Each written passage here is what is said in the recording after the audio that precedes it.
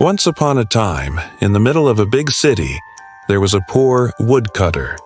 He worked hard every day, but he didn't have enough money to take care of his son, Aladdin.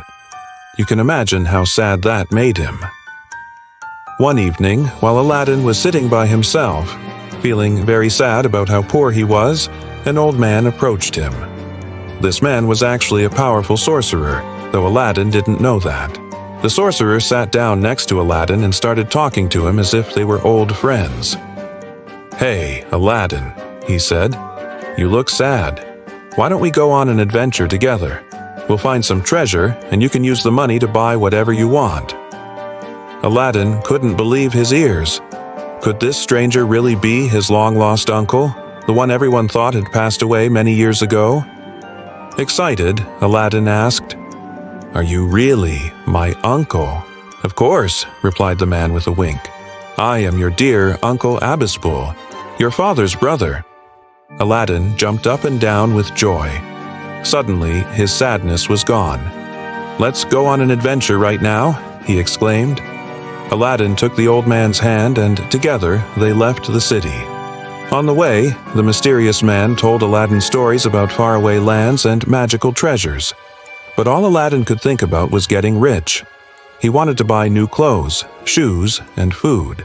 After walking for a bit, they arrived at a tall mountain. "We're here," said the sorcerer, pointing to a dark hole in the rock. "This is where the treasure is hidden. I can sense it calling to me." Aladdin was scared.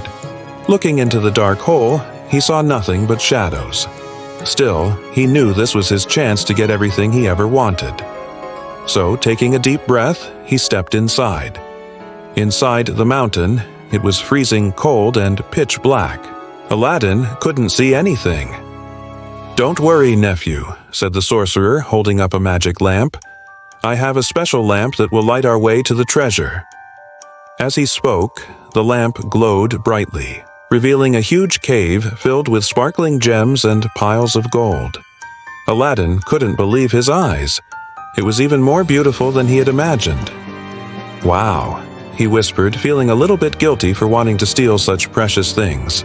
The sorcerer smiled. "What do you think, nephew? Is this treasure not what you've always dreamed of?" He looked at Aladdin and added in a low voice, "But there is something else here. Something much more valuable than all the gold and jewels in this cave." Aladdin was curious. "What else is there?" The sorcerer leaned closer and said, "There is an old lamp hidden somewhere in this cave. Find it and rub it, and your life will change forever." Aladdin was confused. "Another lamp? What do you mean?" The sorcerer explained, "This lamp is no ordinary object. It is magical. Whoever possesses it will become the most powerful being in the world." Aladdin couldn't believe his uncle. He thought the sorcerer was just trying to distract him from stealing the treasure. "Oh yeah," he said, rolling his eyes. "And what am I supposed to do with that lamp after I find it?" The sorcerer gave him a sly smile. "Well, that's where our deal comes in. You will bring me the old lamp, and I will give you half of the treasure we find here." Aladdin hesitated. He wasn't sure if he could trust his uncle. But then he thought, why not take the risk? If the lamp was real and so powerful, then why wouldn't his uncle want to keep it? And with that, Aladdin agreed to the deal. The two adventurers continued exploring the cave. They walked past piles of gold and chests overflowing with gems. Finally, Aladdin found a small, dirty lamp tucked away in a corner. It didn't look like anything special. "Here you go, uncle," he said, handing it to the old man.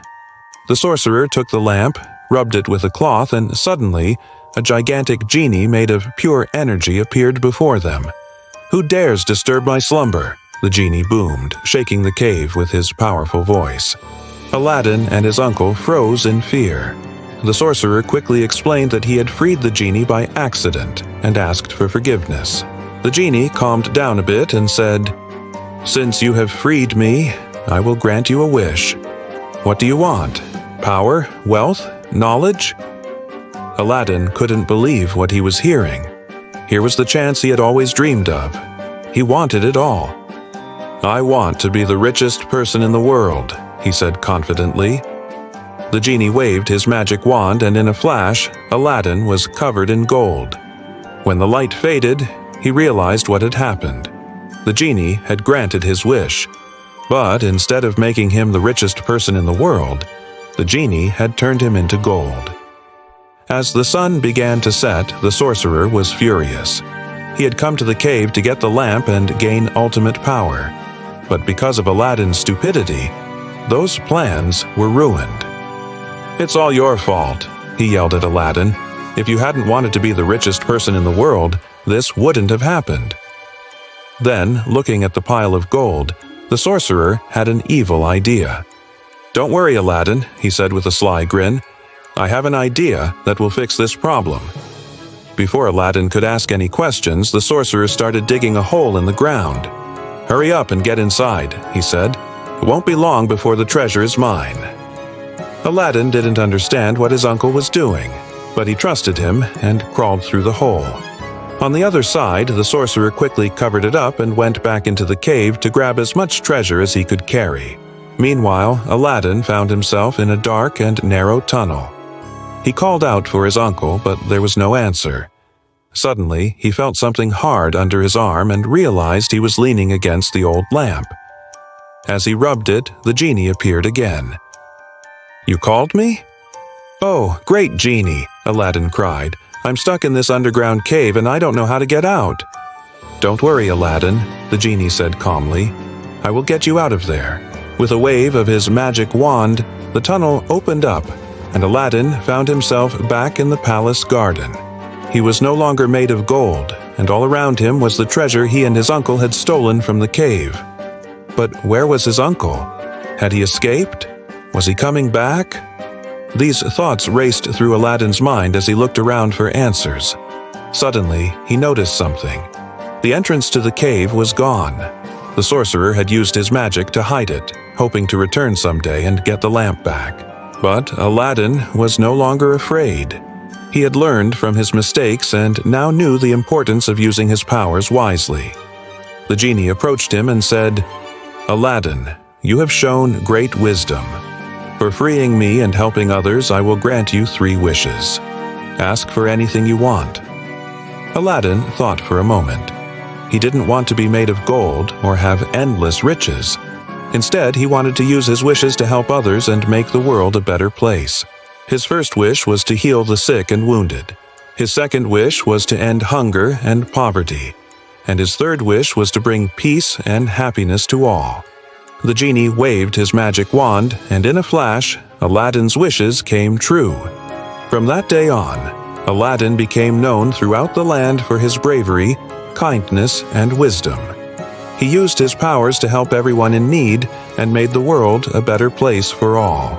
And although the sorcerer had tried to trick him and take away his power, Aladdin had learned an important lesson. True strength doesn't come from magical lamps or unlimited wishes. It comes from within, from the courage to face challenges and the wisdom to use your power to help others.